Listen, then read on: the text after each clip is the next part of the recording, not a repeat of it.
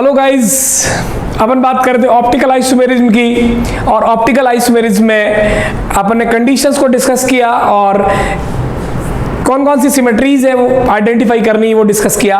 और अब अपने को डिस्कस करना है कि जो ऑप्टिकल आइसोमर्स है उनकी नेमिंग क्या होती है, किसको डी कहते हैं, किसको स्मॉल एल कहते हैं, अपन ने बात बोली। इसी तरह की कुछ टर्मिनोलॉजीज और है जिसको अपने को पढ़ना है। बट बच्चों, उसको जानने से पहले, क्योंकि जब अपने पास कोई एक किरेल मॉलिक्यूल होगा, जैसे मैं एक sp3 कार्बन की बात करता हूं, तो sp3 मतलब 3 डायमेंशनल स्ट्रक्चर, टेट्राहेड्रल स्ट्रक्चर। और अपन जानते हैं, इनऑर्गेनिक में भी पढ़ते हैं और ऑर्गेनिक में पढ़ते हैं कि कोई अगर एक 3D स्ट्रक्चर है और हमारे को इस बोर्ड के ऊपर बनाना है या आपको नोटबुक में ड्रॉ करना होता है, तो एक 2D में प्रोजेक्ट करना होता है। जब किसी भी एक 3D को 2D में प्रोजेक्ट करते हैं तो इसको अपन बोलते हैं plane projection, because 2D structure is a plane or we are applying a 3D structure on a 2D structure की एक 3D चीज है उसको हमें 2D में अरेंज करना है। ये सिर्फ हमारे दिमाग, एक्चुअल में जो मॉलिक्यूल 3 डायमेंशनल होता है वो रियल में कभी 2 डायमेंशनल में नहीं आ सकता। किसी मॉलिक्यूल में अगर बॉन्ड एंगल 109 डिग्री है तो उसको आप खींच के प्लेन में नहीं ला सकते। चारों बॉन्ड एंगल 109 डिग्री अगर है तो आप कभी भी उनको प्लेन में नहीं ला सकते।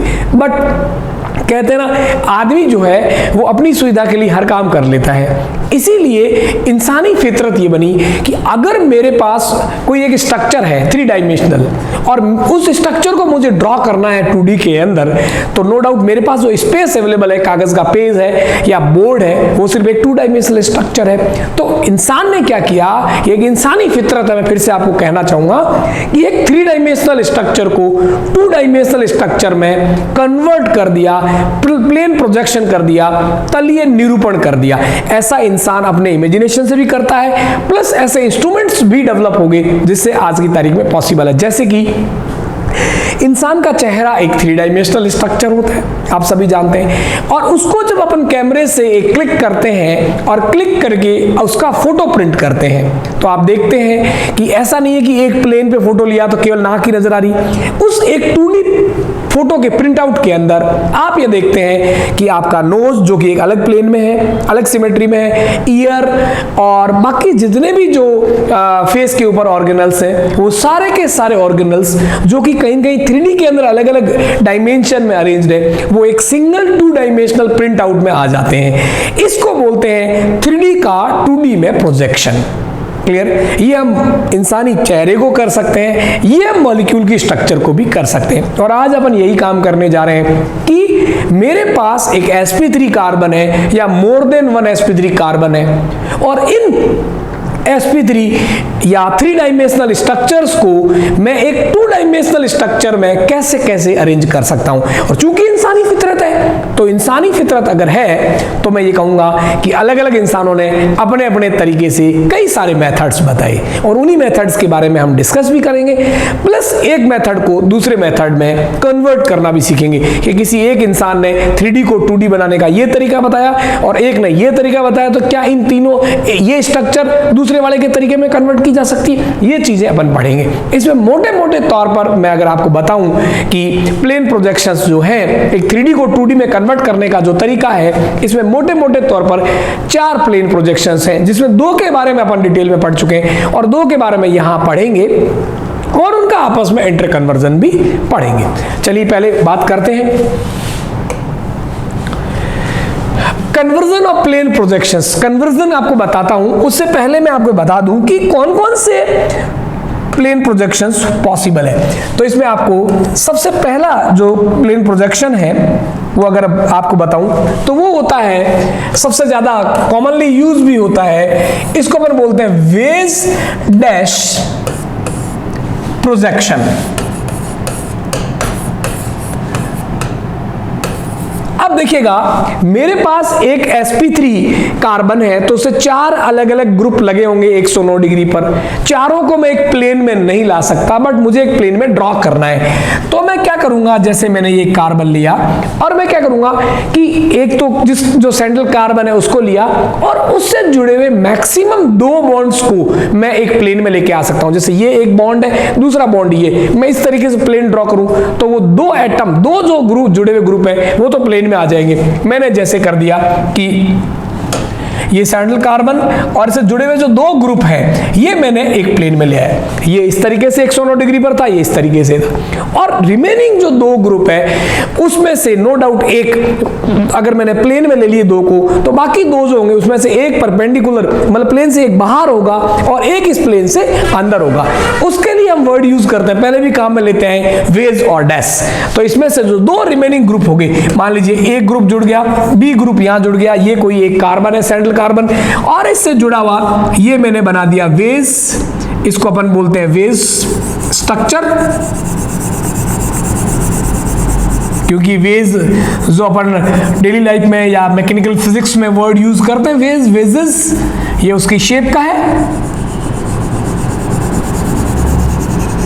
क्लियर? यहां मैंने सी ग्रुप लगा दिया और एक और ग्रुप है ये परपेंडिकुलर अपवर्ड है और दूसरा मैंने जो डी ग्रुप लगाया ये डैश है। इसको मैंने बोला वेज और इसको बोला डैश।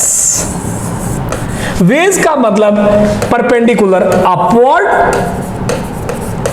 और डैश का मतलब है डाउनवर्ड। जो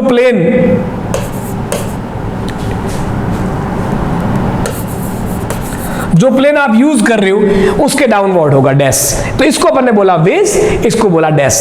इसमें से ये इतना जो एरिया है मैं आपको बताऊं कि ये जो एरिया है ये एरिया तो मैंने इस बोर्ड के प्लेन में कंसीडर किया और ये माना कि जो सी ग्रुप लगा हुआ है परपेंडिकुलर अपवर्ड लगा हुआ है और जो डी ग्रुप लगा हुआ है परपेंडिकुलर डाउनवर्ड लगा हुआ है। इस तरह के अरेंजमेंट्स में हम क्या करते हैं, एक सेंट्रल एटम होगा, 4 sp3 से जुड़े हुए ग्रुप होंगे, तो सेंट्रल एटम प्लस कोई भी दो ग्रुप को अपन प्लेन में कंसीडर कर लेंगे, जैसे मैंने यहां ए और बी को कंसीडर किया, जिसको सिंपल बॉन्ड लाइन नोटेशन से बताएंगे। ये जो सिंपल लाइन से अगर मैंने रिप्रेजेंट किया है इसका मतलब ये इन प्लेन है।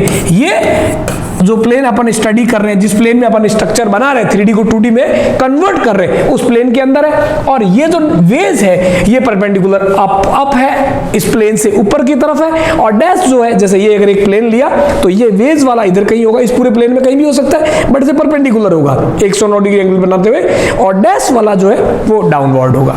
इस तरीके से वेज डैश फॉर्मूला होता है। क्लियर? दूसरी बात करें 3D को 2D में प्रोजेक्ट करने का दूसरा जो तरीका होता है उसको बोलते हैं फिशर प्रोजेक्शन।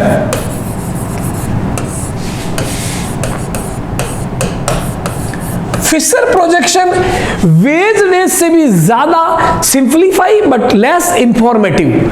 मतलब जो वेज डैश है वो रिप्रेजेंट करना थोड़ा मुश्किल नजर आता है बट ज्यादा इंफॉर्मेटिव होती, सूचनाएं ज्यादा क्लियर होती कि कौन सा किस प्लेन में है, कौन परपेंडिकुलर अपवर्ड है और कौन परपेंडिकुलर डाउनवर्ड है। मतलब वेज डैश को देख के हम बहुत इजीली 3D में जाके उसको बहुत इजीली इमेजिन कर सकते हैं। फिशर प्रोजेक्शन हमारे लिए ऑप्टिक्स में बहुत सारी चीजों को सॉल्व आउट करने के लिए काम में आता है बट लेस इंफॉर्मेटिव होता है, सबसे इजी दर्शाना होता है। इसमें एक हॉरिजॉन्टल लाइन होती है, एक वर्टिकल लाइन होती है आपने देखा, और एक हॉरिजॉन्टल लाइन होती है।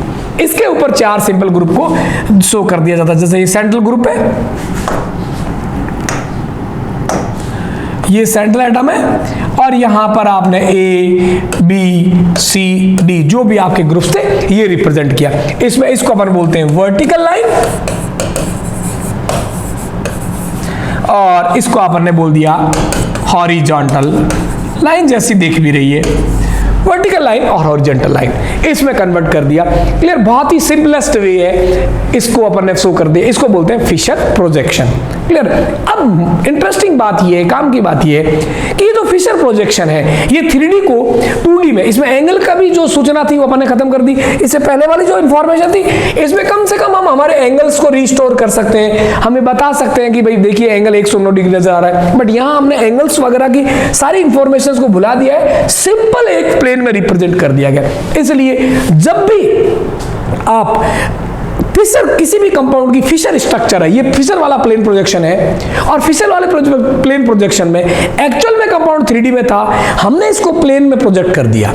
तो इसका जो स्लाइस कट वाला पीओएस अपन ने देखा था कि कंपाउंड को बीचों बीच में से काट दो, स्लाइस कट जिसको बोला था, और 2 बराबर टुकड़े हो जाए तो पीओएस प्रेजेंट है, अपन ने जो बात कही थी। स्लाइस कट कभी भी याद रखना, फिशर प्रोजेक्शन में कभी भी बच्चों स्लाइस कट नहीं करना है। इसके अंदर जो स्लाइस कट करके अपन ने जो पीओएस देखा था, प्लेन ऑफ सिमेट्री, वो कभी भी नहीं देखना है फिशर प्रोजेक्शन के मामले में। ये बात ध्यान रखिएगा, क्योंकि ये एक्चुअल में कोई प्लेन में कंपाउंड हो और उसको हम बीचों बीच में दो टुकड़े काट दें और दोनों टुकड़े एक दूसरे की मिरर इमेज हो, ये पॉसिबल है। लेकिन एक्चुअल में कोई कंपाउंड 3D में है, हम तो जबरदस्ती उसको 2D में प्रोजेक्ट कर रहे हैं, तो उस कंडीशन में वो कंपाउंड प्लेनर है ही नहीं, तो उसके बीच में से प्लेन कट भी आप नहीं कर सकते, स्लाइस कट भी आप नहीं कर सकते। ये ध्यान रखने वाली बात है। अब इंपॉर्टेंट बात जो है वो ये है बच्चों कि मुझे ये जो प्रोजेक्शन है जिसको वेज डेस बोला, और ये जो मेरा प्रोजेक्शन है इसको न्यूमैन प्रोजेक्शन बोला, मुझे वेज डेस स्ट्रक्चर को न्यूमैन फॉर्म में कन्वर्ट करना होता है। ये सबसे मेरे काम की टास्क है। इससे मुझे एक्चुअली जब मैं ऑप्टिकल आइसोमर्स को या ऑप्टिकल कंपाउंड्स को नेम दूंगा तो ये सबसे फिशर प्रोजेक्शन मेरे लिए सबसे सिंपल काम आता है, क्योंकि ये रियल स्ट्रक्चर बनाना ये ज्यादा इजी है। बट इसे जब मैं आरएस नेमिंग दूंगा, जो कि हम आगे चल के देने वाले अगले लेक्चर के अंदर ही, कि मेरे पास कोई कंपाउंड ऑप्टिकली एक्टिव है ना, जिसमें एक से ज्यादा या एक किरेल सेंटर्स हैं और उसको अपन नाम देता है कि कौन सा आर होता है, कैपिटल आर और कैपिटल एस, तो उसके लिए मेरे पास फिशर प्रोजेक्शन से फाइंड आउट करना ज्यादा इजी होता है। तो मेरे को कई बार क्वेश्चंस में वेज डैश फॉर्मूला दिया हुआ होता है और मुझे आरएस फाइंड आउट करना होता है। यूं समझो कि मुझे ये दिया हुआ है और मुझे इसमें कन्वर्ट करना है, तो इसको कन्वर्ट करने का तरीका क्या होता है, यही अपन सीखने वाले। तो मेरा जो टॉपिक था बच्चों वो भी यही था, क्या, कन्वर्जन ऑफ प्लेन प्रोजेक्शंस। इसमें पहला कन्वर्जन अपन लेंगे जो अपन ने दो पढ़े, बाकी दो जो हैं आप जानते हो, मैं डिटेल में हेडिंग बताता हूं। एक था न्यूमैन्स प्रोजेक्शन, न्यूमैन्स प्रोजेक्शन जो कि अपन पढ़ चुके हैं, अब अपन ने पढ़ा था कन्फर्मेशन आइसोमेरिज्म के अंदर। और चौथा जो है सोहर्स प्रोजेक्शन, और वो भी ये दोनों अपन पढ़ चुके हैं आपका अपन ने कन्फर्मेशन आइसोमेरिज्म के अंदर। ठीक है, तो वो अपन जानते हैं कि फ्रंट वाले को एक राउंड लेते हैं, बैक वाले कैसे रिप्रेजेंट करते हैं, आप जानते हो। इस तरीके से अपन ने रिप्रेजेंट किया था एक्लिप्स फॉर्म, और जो फ्रंट वाला कार्बन बैक वाला कार्बन, सारी बात एक्लिप्स एंटीग्रेस, सारी बातें अपन ने करी थी। चलिए इनके बारे में अपन बात करते हैं। अब अपन इनका आपस में इंटर कन्वर्जन समझते हैं जो बहुत इंपॉर्टेंट है। तो देखिएगा, सबसे पहला आपस में इंटर कन्वर्जन अपन सीखते हैं।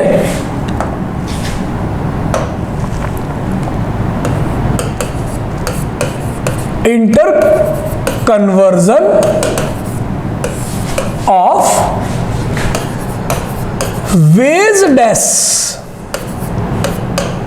Into Fischer projection.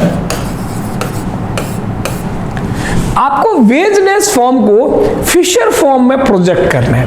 क्लियर? इसमें क्या, जैसे मैंने कोई कार्बन लिया, ये मान लीजिए है, और इसमें इस तरीके से ये आपको रिप्रेजेंट किया, और ये बताया कि इसका ये CH3 है, ये H है, और इसके वेज फॉर्म के ऊपर ये COOH है, और ये डैश फेम के ऊपर OH है। इस तरीके से कोई कंपाउंड है और ये इसका वेज डैश फॉर्म है। इस फॉर्म को हम बोलेंगे वेज डैश प्लेन प्रोजेक्शन।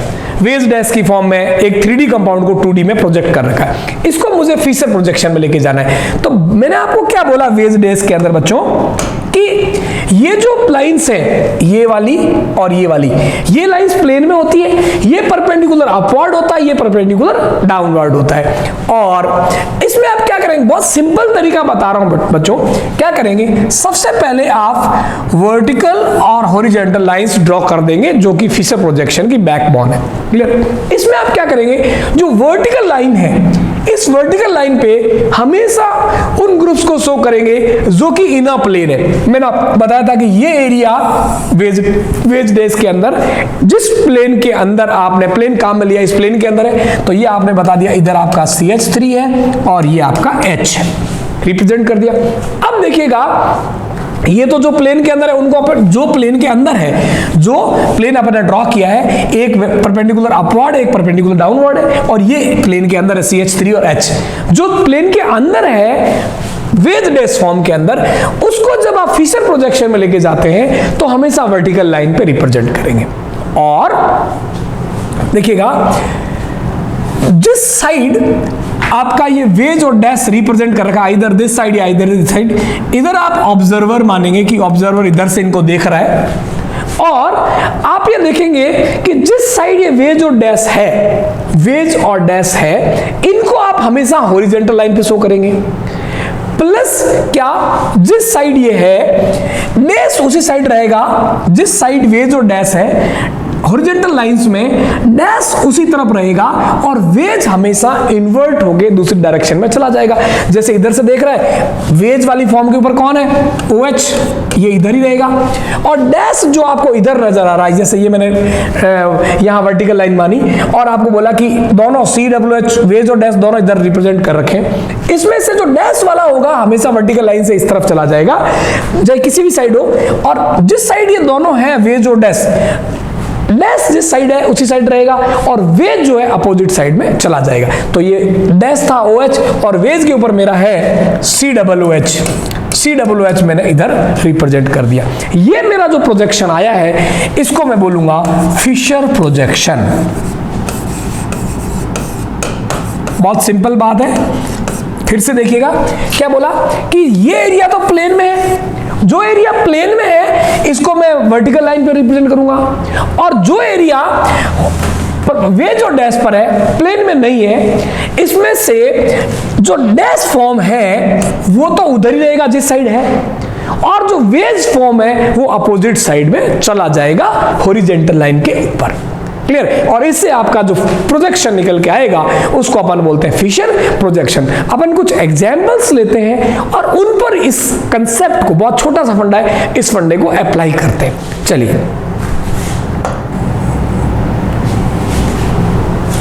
देखिएगा, जैसे ये मेरे पास एक एग्जाम्पल है, इसके अंदर आप देख रहे हैं कि ये वेज और डैश वर्टिकल लाइन से इस तरह प्रेजेंट है। ठीक है, तो मैं क्या करूंगा, सबसे पहले मैंने आपको बोला मैंने एक वर्टिकल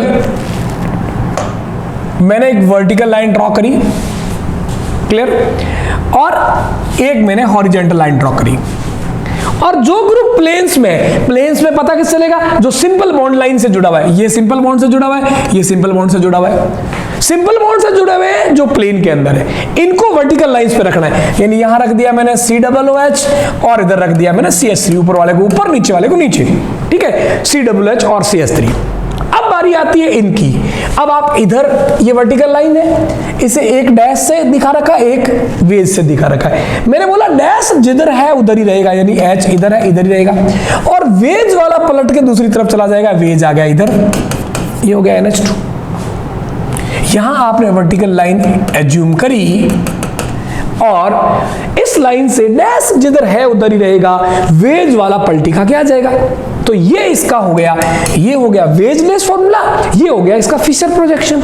सेम यही अगले एग्जांपल पे अप्लाई करते हैं। चलिए एक एग्जांपल निकल के आया, ये मैंने ली वर्टिकल लाइन और ये ली मैंने हॉरिजॉन्टल लाइन।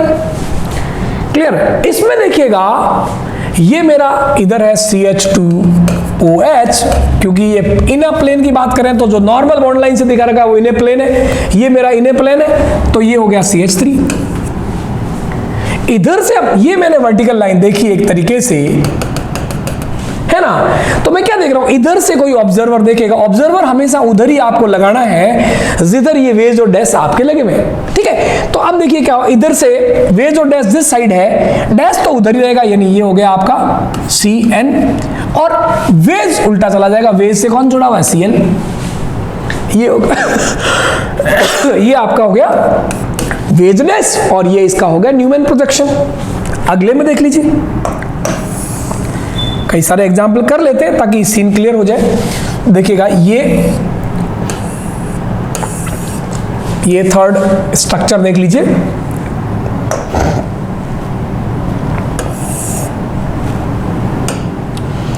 ये मैंने वर्टिकल और हॉरिजॉन्टल लाइन ड्रॉ करी।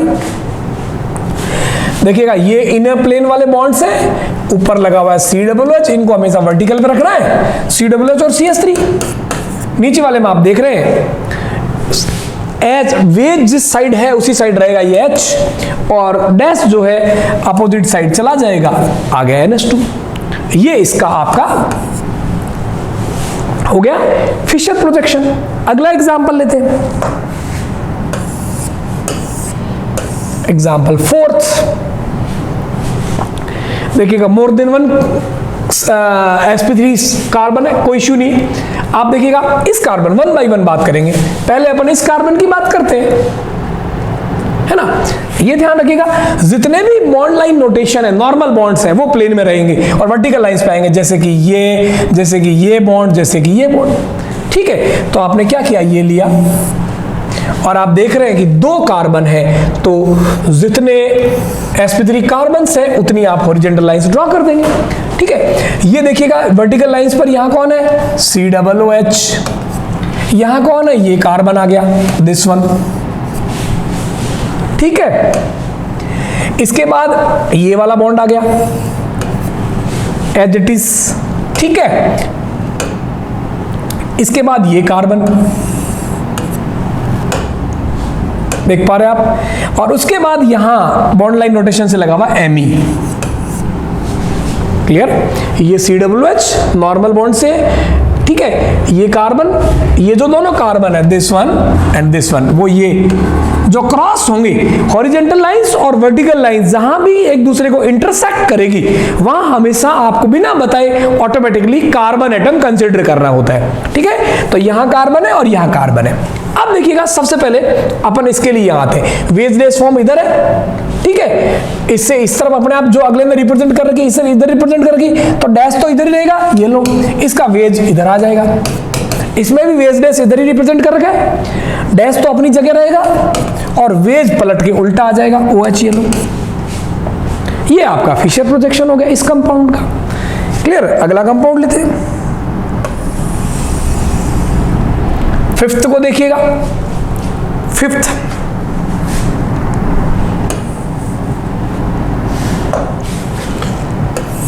आप देखेंगे ये COOH एक कार्बन, ये दूसरा कार्बन, ये तो 2 वर्टिकल लाइंस लेंगे, बीच वाले 2 कार्बन, ये this one and this one, और आप देखेंगे इसके एंड के ऊपर लगा हुआ है COOH और उधर नॉर्मल बॉन्ड से जुड़ा हुआ है CHO। जो नॉर्मल बॉन्ड से जुड़े हुए हैं, जैसे ये नॉर्मल बॉन्ड है, ये नॉर्मल बॉन्ड है और ये नॉर्मल बॉन्ड है, नॉर्मल बॉन्ड से जुड़े उनको वर्टिकल लाइंस पे लेना, ले लिया साहब। अब देखिएगा COOH और ये वर्टिकल है, आपने कहा कि अब इस तरफ आप ये H अपनी साइड रहेगा, OH पलट के आ जाएगा, तो ये H अपनी तरफ रहा, OH पलट के इस तरफ आ गया। इसमें देखें आप तो OH अपनी साइड रहेगा, क्योंकि डैश से जो जुड़ा होता है वो अपनी साइड रहेगा, H पलट के जाएगा, तो OH, क्योंकि इसमें ग्रुप जो है वर्टिकल लाइन आपने ये मानी, तो एक वर्टिकल और वेज और डैश इधर जुड़े हुए, एक वेज और डैश इधर जुड़े हुए, इसमें HOH आपका इधर जुड़ा हुआ है और पलटी खा के जाएगा H, क्लियर। एक और एग्जांपल ट्राई करते हैं। नेक्स्ट देखिएगा एग्जांपल 6, ये मैंने लिया, इसमें भी आप देखें कितने कार्बन है, ये ग्रुप लगा हुआ है, ये एक कार्बन है sp3, ये दूसरा है, ये तीसरा, और ढंग से इस एग्जांपल में समझिएगा 3 है। तो जितने वेज और डैश में जितने इंटरसेक्ट्स होंगे, जहां वर्टिकल लाइन और हॉरिजॉन्टल लाइन एक दूसरे को कट कर रही होगी, उतने कार्बन होंगे। इसमें 3 sp3 कार्बन है, मैंने 3 sp3 किरेल सेंटर वाले कार्बन ले लिए। और देखिए वर्टिकल लाइन नॉर्मल बॉन्ड्स पे कौन है, COOH और Me, तो यहां पर है COOH और यहां लगा हुआ है Me। अब ध्यान से देखिएगा, ये मेरी पूरी वर्टिकल लाइंस है, ठीक है। यहां इस कार्बन के ऊपर वेज से बता रखा Cl और चौथा नहीं बता रखा, तो नो डाउट चौथा डैश से कौन होगा, मैं यहां लिख देता हूं, डैश से होगा हाइड्रोजन, चौथा नहीं बता रखा। तो इस तरफ है डैश से हाइड्रोजन, वेज से Cl। मैंने बोला ये वर्टिकल लाइन से एचडी जैसे आ गई, वेज अपनी साइड रहेगा, डैश पलट जाएगा, तो हाइड्रोजन अपनी साइड रहेगा, Cl पलट के इधर आ जाएगा। दूसरे वाले देखिए Br शो कर रखी है, नहीं शो कर रखा है, वेज शो नहीं कर रखा, तो वेज शो कर दूंगा और वो फिर हाइड्रोजन होगा। एक शो कर दिया, दूसरा अपन बढ़ा लेंगे। अब अपने को पता है कि जो वेज पर होता है अपनी साइड में होता है, तो Br वेज पर है, सॉरी डैश पर है, अपनी साइड रहेगा, और वेज पलट के आ जाएगा, हाइड्रोजन पलट के इधर आ जाएगा वर्टिकल लाइन से, अगले में देखिए ये दिखा रखा है OH जो कि आपका वेज पर है, तो मैं डैश से बना देता हूं हाइड्रोजन, और आप देखें कि हाइड्रोजन अपनी साइड रहेगा, OH पलट के आ जाएगा। तो आप देख पा रहे हैं इस तरीके से कि ये इस पूरे कंपाउंड का जिसके अंदर 3 कायरल सेंटर्स थे उसका अपन ने जो है फिशर प्रोजेक्शन प्रोड्यूस किया। नेक्स्ट एग्जांपल देखिएगा,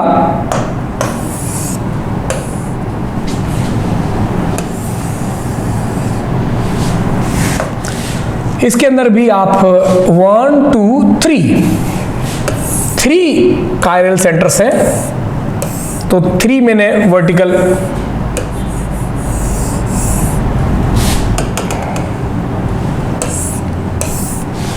हॉरिजॉन्टल लाइंस ड्रॉ कर दी, क्लियर। और आप एंड पे देख रहे हैं नॉर्मल बॉन्ड से COOH, और लास्ट में देख रहे हैं Me। और देखिएगा ये आपने इस तरीके से लाइन ड्रॉ करी, इसके ऊपर ये डैश है, इस तरफ डैश से है, इसी तरफ मैं बनाऊंगा वेज है, डैश बनाऊंगा H, इसी तरफ ये डैश और वेज एक ही साइड होगी। डैश अपनी साइड रहेगा, वेज पलट के इधर आ जाएगा, यानी ये रहा H और वेज पलट के आ गया OH। सेकंड वाले कार्बन पे देखो, इधर वेज है तो मैंने डैश बना दिया H, ये ऑलरेडी इस तरफ है। डैश अपनी साइड रहेगा, वेज पलट जाएगा, अपनी साइड मतलब H ऑलरेडी साइड है, और वेज पलट जाएगा यानी OH इधर आ जाएगा। इस वाले में देखिएगा ये आपका वेज है, इसी फॉर्म में इधर मैंने दिखा दिया डैश, ये वर्टिकल लाइन है, इससे ये डैश और वेज इस साइड है, डैश अपनी साइड रहेगा, वेज पलट जाएगा यानी इधर क्या आएगा हाइड्रोजन, और इधर आ जाएगा OH। इस तरीके से ये जो 7 एग्जांपल्स थे अपन ने देखा। जो नॉर्मल बॉन्ड लाइंस है उनको वर्टिकल लाइंस पे ड्रॉ कर दो बच्चों, और वर्टिकल लाइंस मानते हुए वेज और डैश जिस साइड है, जिस भी साइड हो, चाहे इधर भी हो सकते हैं वेज डैश, इधर भी हो सकते हैं, डैश जिधर है उधर रहेगा, वेज वाला पलट के अपोजिट साइड आ जाएगा। अगर वेज डैश इस तरफ है तो डैश इधर आ जाएगा, वेज वाला इधर आ जाएगा।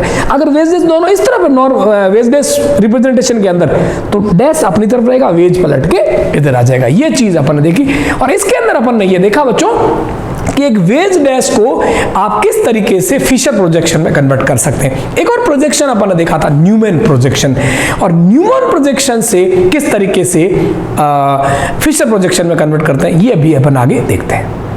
अब अपन बात करते हैं conversion of Newman projection into Fischer projection. Newman में आपको पता है, आपको फिर से रिकॉल कर देता हूं कि जो फ्रंट कार्बन होता है उसको अपन इस तरीके से रिप्रेजेंट करते हैं सिंपल डॉट से, और सारे कंप्लीट बॉन्ड लाइन नोटेशन दिखती है। और जो बैक कार्बन होता है उसमें उस कार्बन को अपन बड़ा शो करते हैं, और सो बॉन्ड्स हैं वो सिर्फ इतने ही नजर आता है, बॉन्ड का ये वाला एरिया अपन नजर नहीं आता। ये फ्रंट कार्बन होता है और ये हमेशा बैक कार्बन होता है, और इन दोनों को रोटेट करने से हमारे जो कन्फर्मेशन आइसोमर्स हैं, स्टैगर्ड्स और एक्लिप्स बनते हैं, और उनके बीच के स्क्यूज की अपन ने बात करी, क्लियर। तो अब अपने पास कोई भी न्यूमैन प्रोजेक्शन है जिसके अंदर 2 कार्बन ऐसे हैं जो कायरल हैं, जैसे मैं लेता हूं एग्जांपल, देखिएगा मैं न्यूमैन प्रोजेक्शन लेता हूं कोई। वैसे एक बात ध्यान रखिएगा, न्यूमैन जो प्रोजेक्शन है उसमें अगर बड़े ग्रुप्स हैं एक दूसरे से कंप्लीटली ढके हुए होते हैं उसको अपन ने बोलता एक्लिप्स्ड फॉर्म, और एक अगर दूर दूर होते हैं तो उसको अपन ने बोला स्टेगर्ड फॉर्म। जो एक्लिप्स्ड फॉर्म है थ्योरेटिकली हमेशा एक्लिप्स्ड फॉर्म से ही फिशर प्रोजेक्शन बनाना चाहिए, क्योंकि अगर इसका रिवर्ट करूं फिशर प्रोजेक्शन से अगर मैं न्यूमैन बनाता हूं तो हमेशा मेरी जो है एक्लिप्स्ड फॉर्म ही बनेगी।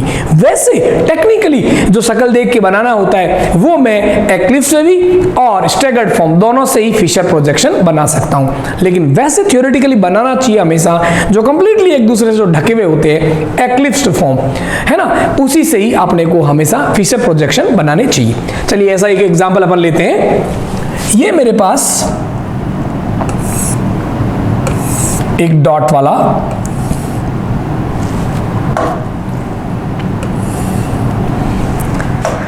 फ्रंट कार्बन है, और ये मैंने एक बैक कार्बन लिया, बैक कार्बन को राउंड से शो किया और फुली एक्लिप्स्ड है। जैसे मैंने फ्रंट वाले पे पहले ग्रुप्स लगा दिए, यहां मान लीजिए लगा हुआ है आपका COOH ग्रुप, इधर लगा हुआ है OH ग्रुप और इधर लगा हुआ है H ग्रुप। क्लियर?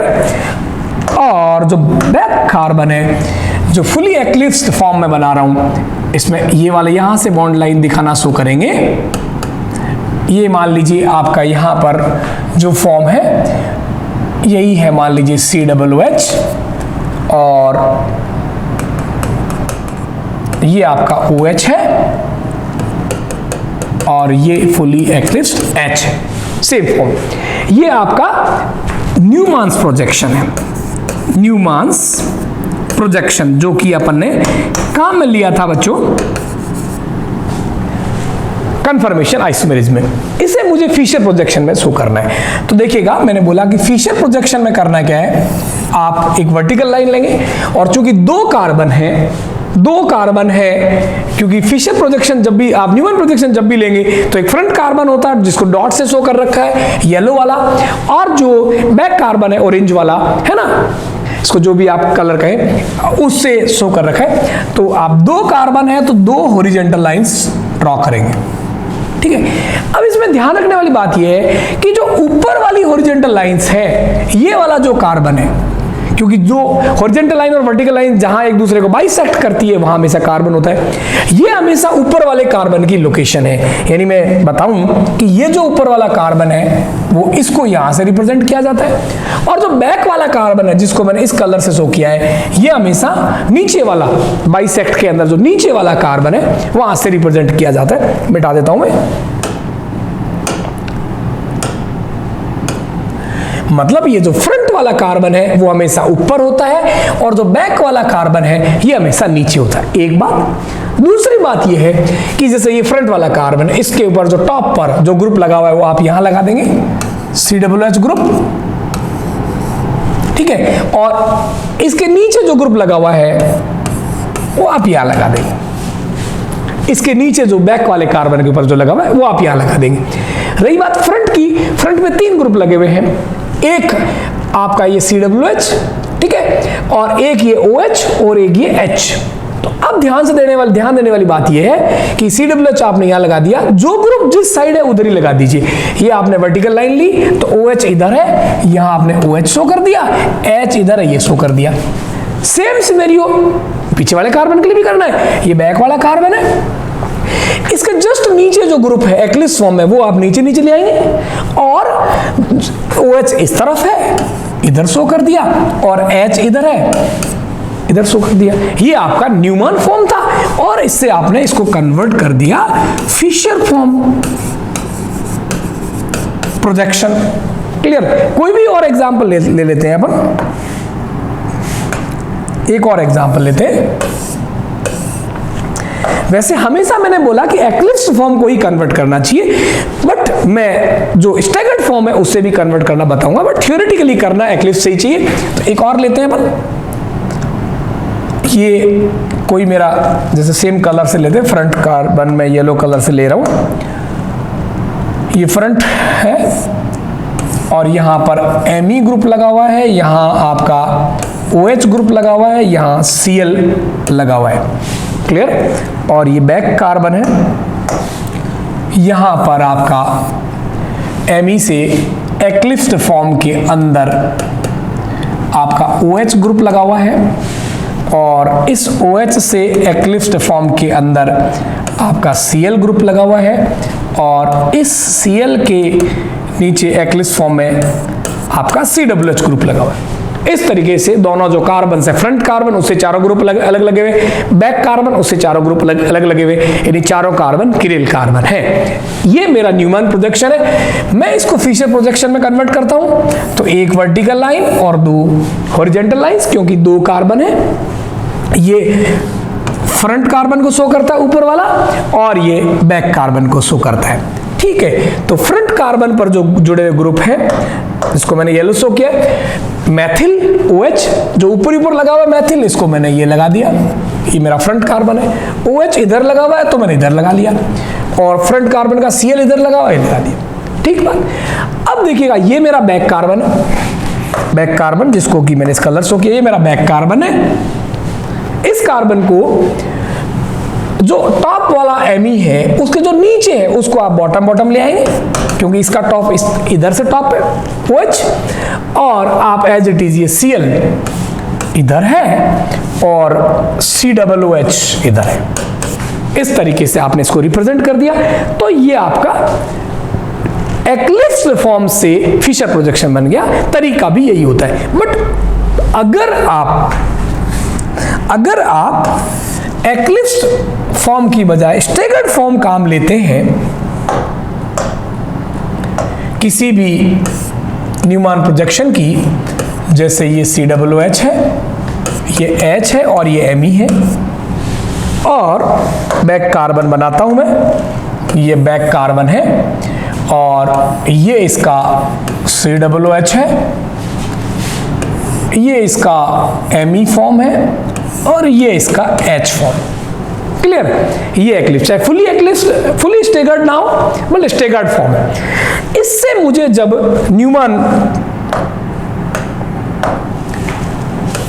इस न्यूमैन प्रोजेक्शन को जब मैंने फिशर प्रोजेक्शन में कन्वर्ट करना है, 2 कार्बन है मैंने लिया, ये मेरा फ्रंट कार्बन है और ये मेरा बैक कार्बन है। फ्रंट कार्बन को एज इट इज बनाइएगा, इधर लगा हुआ है COOH ग्रुप जैसा पहले किया था, और इस पे इधर लगा हुआ है H ग्रुप और इधर लगा हुआ है Me group, as it is कर लेंगे आप। बैक कार्बन में क्या करेंगे, ये H इसके ठीक सामने लगा हुआ है, ठीक है, इसके ठीक सामने जो एक्लिप्स फॉर्म है उसको यूज कर लिया आपने। रिमेनिंग जो 2 पार्ट्स हैं, अगर आप स्टेगर्ड फॉर्म काम में ले रहे हैं तो इनको फ्लिप कर देंगे। COOH जो कि इस तरफ है उसको इधर ले आएंगे और Me जो है उसको इधर ले आएंगे। अगर आप स्टेगर्ड फॉर्म काम ले रहे हैं, स्टेगर्ड फॉर्म मतलब जिसमें ग्रुप्स एक दूसरे से ढके हुए नहीं है, दूर दूर है, स्टेगर्ड फॉर्म काम लेते हैं, तो जो बॉटम वाला कार्बन है, बॉटम वाले कार्बन पे जो ग्रुप्स हैं इनको आप रोटेट कर देंगे। COOH जो कि इधर था उसको मैं इधर ले आया, और अगर स्टेगर्ड फॉर्म से लेते हैं तो आपको रोटेट करने की जरूरत नहीं, ऊपर वाला ऊपर रहेगा और नीचे वाला नीचे रहेगा, जिस साइड वाला जो ग्रुप है वो उधर ही रहेगा। एक एग्जाम्पल लेते हैं, तो एक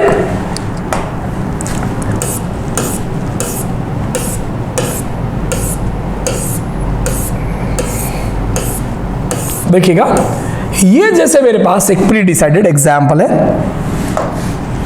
क्लियर? इसके अंदर मुझे इसका फिशर प्रोजेक्शन कन्वर्ट करना इस स्ट्रक्चर का, तो मैंने क्या किया, सबसे पहले मैंने एक वर्टिकल लाइन, 2 हॉरिजॉन्टल लाइन। सबसे पहले मेरे पास फ्रंट कार्बन है, येलो से रिप्रेजेंट कर रखा है, इस पे ये COOH ग्रुप लगा हुआ है, फ्रंट कार्बन को कंप्लीट करते हैं, इधर OH है और इधर H है, यहां तक तो कोई चेंज ही नहीं है। इसके बाद मुझे ये देखना है बच्चों कि ये एक्लिप्स्ड फॉर्म है या स्टेगर्ड। आप देख रहे हो स्टेगर्ड फॉर्म है, तो स्टेगर्ड फॉर्म में क्या करेंगे, इसके सामने COOH है, ये मैंने COOH लिख दिया, और ये जो H और OH है इनको आप में चेंज कर देंगे। जो H इधर नजर आ रहा है उसको इधर लिख देंगे, और OH इधर नजर आ रहा है उसको आप इधर लिख देंगे। ये इसका फिशर फॉर्मेशन हो गया। इसी तरीके से देखिएगा, ये मैंने लिया,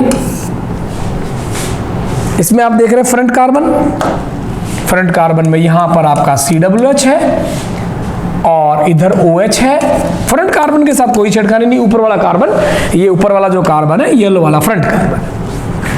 बैक कार्बन की बात करें तो आपका ये कौन सा फॉर्म है, अगेन ये स्टेगर्ड फॉर्म है, बिखरा हुआ फॉर्म है। तो इसके अंदर आप क्या करेंगे, यहां COOH लिख दिया और ये OH और H को पलटी खिला दिया, तो इधर आ गया आपका H और इधर आ गया OH।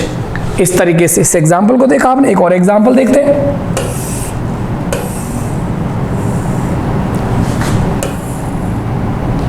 देखिएगा, ये मैंने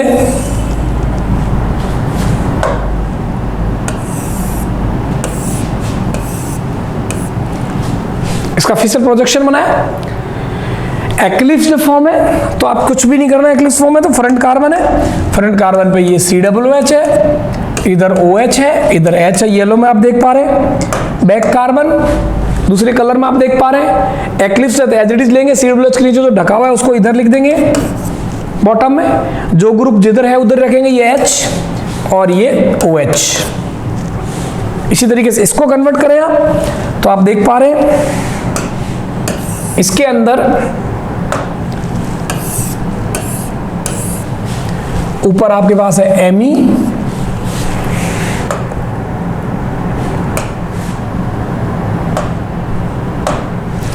ये फ्रंट वाला कार्बन Me, इधर OH, इधर H, कोई चेंज नहीं है।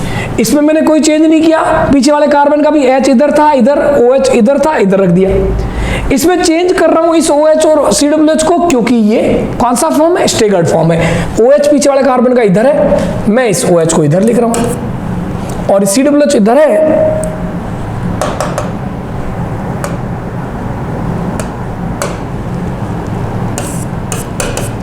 COOH को मैं इधर लिख दूंगा, और जो एकदम सामने है इसको ये लिख दूंगा। इस तरीके से हम एक न्यूमैन प्रोजेक्शन को भी जो है फिशर प्रोजेक्शन में कन्वर्ट कर सकते हैं, क्योंकि फिशर प्रोजेक्शन जो है हमें ऑप्टिकल आइसोमर्स को नाम देने में काम आता है, जो कि अपना अगला टॉपिक रहेगा कि ऑप्टिकल आइसोमर्स को आप आइडेंटिफाई, दो अलग अलग ऑप्टिकल कंपाउंड है जो एक दूसरे की मिरर इमेज है, उनको नाम क्या दे दोनों अलग अलग की, कि ये मिरर इमेज मतलब दोनों, ये इसकी ये ऑब्जेक्ट तो ये इमेज, इसका उल्टा भी होता है, ये ऑब्जेक्ट तो इमेज, इनको अलग अलग नाम क्या दें, इनका आइडेंटिफिकेशन क्या हो, वो हमारा अगला नाम रहेगा नॉमेनक्लेचर या naming of the optical isomers. तब तक के लिए जय हिंद, जय स्वाभिमान।